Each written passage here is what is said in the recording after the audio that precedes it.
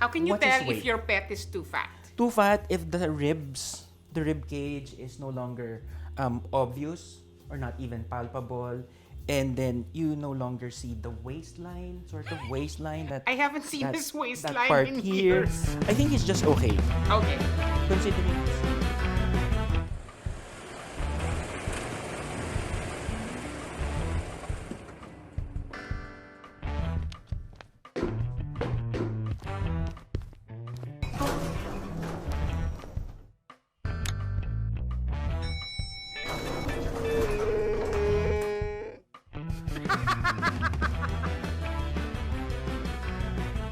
The world has gone bonkers. We now live in George Orwell's 1984. War is peace, ignorance is strength, and crazy is normal. How do you stay sane? Dr. Will Almoro is a veterinarian with 18 years experience. He works with a lot of animal welfare groups, most recently CARA, and his clinic is in Makati. Dr. Will, thanks very much for taking time. This is my cat Drogon. Wandering around the set, you will see Teja's 2-year-old poodle Pablo. Yeah, can we offer you something to drink? water, please. Okay. Here's our assistant Gamba Hello. to give you the water. Thank you. Yes, and so why did you decide to become a veterinarian? Oh, you want the dramatic story? Yes, please. Okay. We like drama. I grew up in UP Los Baños. My parents are both staff of the university, and we're not very well off. And for my family to take our pet to the vet, it means we saved enough money to bring our pet. One time, we have a beloved puppy, and my sister was able to save some money. So she brought the puppy to the vet, and that experience had an impact on me. So my pet being an Aspin, a native dog, the clinicians didn't spend much attention on our pet because it was an Aspin. This was back in the 80s, okay? Yes, This was yes. back in the 80s. I am familiar with that. That scenario? attitude, yeah. Okay. And then along comes in a Shih Tzu, and And everyone suddenly was... everyone's plotting all over the shit. Exactly. It's actually very Pinoy. It's like kung mistisa, Right, papansinin. right, Pero kung right. if an India like us, Yes. so, That experience had an impact on me, and so I said, maybe I should help out the animals that are really in need, which are mostly the Yeah. Aspins and the Puspins. So I took up vet med for college, and after finishing vet med, I specialized in small animal. During my time, there was a specialization program in UP, spending 3 weeks at your preferred hospital. I didn't like the setup of a private practice because maybe of that experience as well. So I gravitated towards animal welfare side of the practice. Started specializing in small animals. So I worked in a shelter that rescues, rehabilitates, and adopt out dogs and cats, mostly Aspins and Puspins, for 10 years. Then after that, I went on my own, put up my own private practice. But I mostly cater to indigent pet owners. Still, those who loves their Aspin, or sometimes they have pure breed dogs and just sadly couldn't afford the exorbitant fees of vet clinics. So that's my clinic right now. Thank you very much for doing that. This rebranding from Askal and Pusakal, yung Asong Kalye, Pusang Kalye, to Asong Pinoy, Aspin, Pusang Pinoy, Puspin. I kind of like Pusakal because it suggests that, they're fugitives from justice. I guess Drogon is technically a Puspin because Yes. I rescued him. He just ran into my house. Here, meet Dr. Hello. Will.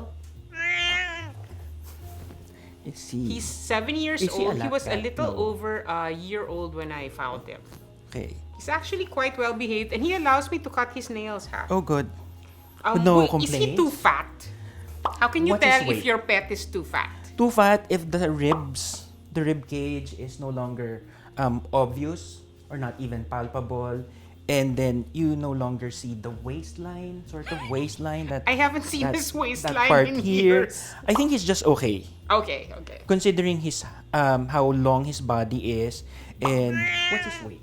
I think don't around know. 6 kilograms. Weighing meter. scales are forbidden in my house for obvious Okay. reasons. Okay. I think he's just right. Okay. Just right. And Can't he be has a any more very strong heavier. appetite, because my gauge always for the cats is if they have a strong appetite, they're fine. They're fine. The minute they they don't eat, that's when I start to panic. Yes, yes, that's a good sign. That's a good sign that that you tend to watch out for. I always read that you're supposed to try to brush your cats and dogs' teeth.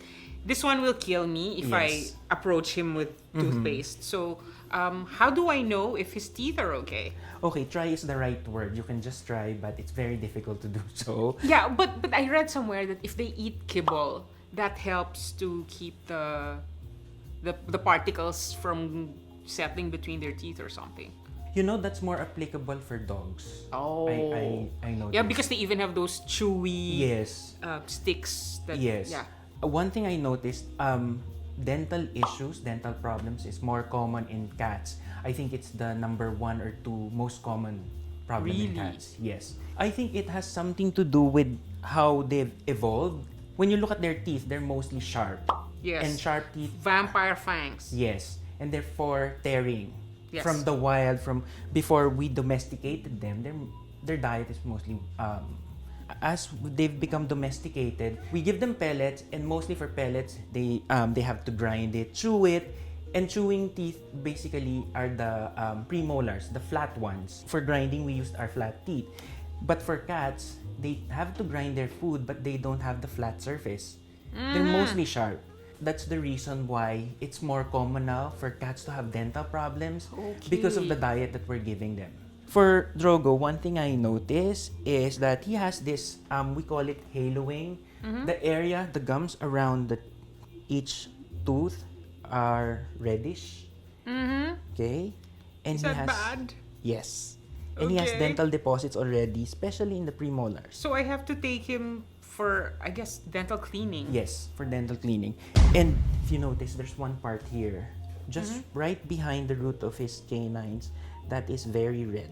Sorry, Jojo. This part. Okay. That one is very red. So there might be some infection going on at the root of that canine. I think it's on both sides. So take him for dental cleaning. Yes. Well, we actually have a guest in studio who is a 2-year-old poodle. Maybe Gamba can bring us Pablo, our producer's very friendly poodle. Hello. So would you say that he is thin, fat? Oh. Are you nervous? I think he's 2 years old. The rib cage is not as palpable. So I think he's getting to the obese side. Oh, How often dear. do you feed him? Twice. Judgment. Is it a good idea to have an all-day buffet for your cats and dogs, or you should really time their... The advantage of that is there's food the whole day. Yes. But you cannot monitor the Yes, appetite. exactly. Some cats, they tend to graze. They go back and forth to their food bowl. They don't get to consume what they need for at least half a day. They just go back and forth. So it works for those kinds of cats, but it's very hard to determine the appetite, which is, like we've mentioned earlier, one of the important signs that we have to look for if they're not feeling okay. For wet cat food or wet dog food, it easily becomes stale and oh, I think this one also needs some dental. Oh God, we're going to have to take all our cats and dogs for dental cleaning. For his age of 2 years, do you give him the Dentasticks? Honestly, I think it doesn't work. That's a problem. Aha, well, there's a sponsor we're never gonna get. It's okay, we don't have sponsors. Because I've had a lot of clients and they would give that one and they still have problem with dental deposits. And he's very young, ha? He's just 2 years old. Bad breath, wala pa naman. But so sociable and friendly. Yes. Just like Drogo. We don't speak their language. So how can we tell if they're in pain? Because, cats are not going to start moaning and groaning in pain. So Yes, they're not gonna moan because from the evolution, from the wild, they tend to hide their vulnerability. as in, if you would just give me a sign, like sing to me the soundtrack of Lion King, I would know. But I don't. So how can I So tell? they tend to hide it. So we need to look for cues. Like what you mentioned, one is appetite or changes in their behavior, like suddenly they tend to sleep more often. For urinary tract infection or anything related to the bladder, they have an abnormal way, suddenly tend to stay too long in the litter box, would vocalize, would cry out, or a cat that's usually seen hanging out, perching by the window, watching outside, would suddenly be not doing that. Suddenly, you don't see that behavior very often, then there might be something wrong with the cat. And of course, I'm one of those who would actually inspect what their poop looks like. It's like the last emperor of China. Somebody was always looking at his. Well, that's actually a good for a human. It's like it's a little too runny today. Yes. So, and I would appreciate that for clients, because sometimes it's those little cues that would help me at least diagnose or come up with a plan for the treatment of their pets. what do we do if we think our feline and canine housemates are depressed? Can we take them to a psychotherapist? What? Well, here in the Philippines, I think it's not yet a specific field of practice in veterinary medicine. But I know for a fact in the US, there are those who would get into alternative medicine like homeopathy for behavioral problems with their pets. Maybe If they seem sad, although sometimes we interpret the expressions on their face like my cat looks sad. Well, Give it's just them- his face, Yes, yes. Give them proper stimulation. For young pets, toys to play with. For puppies, taking them out on walks would stimulate them and would tend to make them tired. Objects. I used to attempt to buy toys for my cats. But I realized that it was all a waste of money Yes. because they would just ignore the toy and go for the box. Yes, Cats yes. love boxes. Yes. So my advice to people is, instead of buying your cats expensive birthday and Christmas presents, give them a wrapped box. They'll love that. And it works for Drogo and as the rest in of the pack. if they see a box, they'll try to get in it. I don't understand. You really should do an advice show for humans who live with dogs and cats, because just while we were taking a break, so many questions came up. Like, if cats and dogs are creatures of habit, does this mean that you have to consult them if you're renovating your house? Not really consult, but more of consider. Consider. Like I mentioned earlier, if your cat has this habit of sitting Yeah, by he the likes window. to sit at the windowsill. Yeah. Okay. If you have to renovate, how does the cat get there? If it's jumping from the floor up to the windowsill, then that would be fine. But if the cat usually would take, let's say in this case, if this is the window, if the cat would have to go through the sofa first, jump on the sofa, and then jump on the windowsill, if you renovate, just make sure there's an alternative for the sofa. There's a route. Yes. Try to be considerate of your pets, especially for cats, that he can still do what he's used to doing even after the renovation. I remember of one client that I have. She has a cat of, I think 4 years. Then she became pregnant and suddenly she had to rearrange her room Yes. to accommodate the crib and all Yeah. the baby stuff. And she would notice problems with her cat. Started not eating, using the litter box not as regular as before. And then it actually took several consultation before finally she mentioned to me that she rearranged her room. And that somehow That was affected what the was behavior. bothering Exactly. the cat. And yes. then when I advise her, can you just consider your pet's need? It's okay that you rearrange, but somehow make sure she can still do her normal routine. And that's when the cat started feeling better. It's in the same way that you can't just bring home a new cat or dog, right? Yes. As in, you have to Yes. slowly introduce them to Yes. the existing family. So, for instance, if I have dogs and then I'm getting a third dog, how do I bring in the dog and assure that they will not be fighting the whole day? Okay, I think you start them slowly. Just make Do you have to keep them in a separate room? for a few days, just to make sure that the old residents become familiar with the scent of the new pet. When you want them to interact, just make sure you're there to supervise. So just do it slowly. And for cats, sometimes they're just not used to having another cat at home. So, They're territorial, yeah. but with dogs, they're usually very social animals. So there's a big chance that they'll jive as a pack. But with cats, it's more tricky. Some welcome them. Although that, you know how there are cartoons where cats and dogs are always fighting, but a lot of cats and dogs actually get along. Yes, and even pit bulls sometimes they get along with cats. Suppose you wish to adopt a stray, although in the case of Drogon, he adopted me by running into my house. Yes. But suppose you want to adopt a stray cat or a stray dog, what should you do? There's a saying, adopt, don't shop. There are shelters. You have Caro shelter and then the Paw shelter. Yeah. Where the animals for adoption were rescued by these organizations, have been spayed, neutered, vaccinated, and more or less the organization has an idea of the behavior of the animal that you're gonna adopt. Now, if you really wanna rescue or ended up rescuing, say, umuulan, and then you saw this kitten, Yeah. naawa, and you wanna pick up the kitten and Adopt decided to it adopt in a it. box, you know. So. Yes. I would suggest, before seeing a vet, just allow 1 week of adapting to the new home. One of the first things you do after feeding the rescued, go to a vet and have at least a full checkup. Probably the vaccination, deworming. Yeah, At least you'd have to have them dewormed. deworming. Yes. Well, a flea bath. And then vaccination for cats. There's the 4 And then in I 1. strongly recommend spaying and neutering. Eventually, yes. How old do animals have to be spayed and neutered? For a time when I was in animal welfare, it's an issue of how young can you go.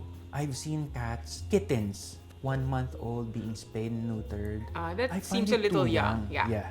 In fact, when I found out about this trend, when I had the chance to go to the US for internship, I asked some of the vets who are doing the spay and neutering, and they would say they would do it to a 2-month-old kitten or a 3-month-old puppy, which I find too young, honestly. So I would ask this vet, if it's your pet, if this is your pet, for your pet, how old would you want them spayed and neutered?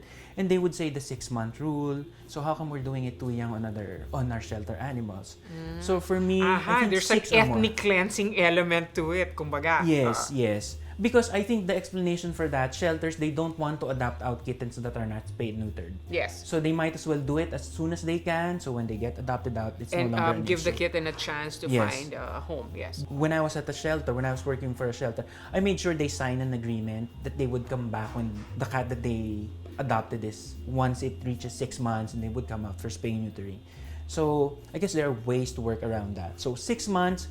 But when people ask me when is the best time to have it spayed or neutered, I usually ask them, what's the breed of your pet? So it's a case-to-case basis. Animal welfare groups like CARA, Compassion and Responsibility for Animals, they constantly have to convince the general public that stray cats and dogs are not pests to be rounded up and put down, because that usually happens. There are a lot of aspins and puspins in the neighborhood. If somebody complains that they might bite their children or something, they're rounded up and taken to the pound, where 90% of the time they are put down. Yes. So how do you convince the general public that stray cats and dogs are not pests? Okay. First and foremost, stray dogs and cats, they're from pet owners who just throw, and that becomes the source of these stray cats. There's been a big shift in the mindset of people. This is one thing I noticed. Well, after I graduated from school, they were considered pests. And there was no trap, neuter, vaccinate, return program, no cat communities. For now, we have the cats of Ortigas, cats of Araneta. The cats of BGC. Yes, the cats of Bel Air. Cats of Bel Air, yes. And it's a very good way of educating people that they're not pests. Let them be, because they are well maintained, they're fed, they're spayed, neutered. One thing with these cat colonies, they protect the area from rodents and from other cats coming into the community. Yes, because they're territorial. Yes. So that keeps them, and once they're spayed, neutered, you just let them live the rest of their life, live out the remaining years of their life. Yeah. One thing I noticed, everyone become aware after the cats of the BGC, Shangri-La. Yes. Suddenly, people became aware that they've been vaccinated, they're well Yeah, taken and there are care of. volunteers who take care of them. Yes. Exactly. So you feel that attitudes are changing, Yes. which is gratifying Yes. to know, yes. Close to where I live, there's a community of cats. There's a cat community, and they're feeders. Suddenly, I noticed that people are starting to pet these cats. Bring them food, yes. Bring them food, and it's a very good, at least the awareness. Yes. It's very good that they're they're more defenders for these feral cats, for these Yes. stray cats. You mentioned trap, neuter, and vaccinate programs. These are the programs where stray cats and dogs are caught and then spayed or neutered, vaccinated, and then returned to the community. Yes. Yes, because even if you adopt 20 animals apiece, there will not be enough people to provide homes for all the stray cats and dogs. So Right. TNVR is actually a good Yes. solution to the proliferation of strays. Yes. And some stray cats, they just don't need to be adopted because they're They want to be free. yes, they might not thrive in a home setting. Yeah, for instance, in my building, there's always been a colony of cats. But it's under control. 4 at most. But one of the cats downstairs, I feed them every day. She's Jacob's sister, actually. She's a champion mouser. As in, every day she brings me a rat. It's sometimes this big, and then usually just a small mice. But I don't think she would like to live indoors Yes. where there is nothing to hunt. Yes. When I was at POS, when we'd rescue kittens, after a while, we tend to see their adult behavior, so to speak. Some just don't thrive in group housing. So what we did was just to let them go feral. That's when we started observing them gaining weight.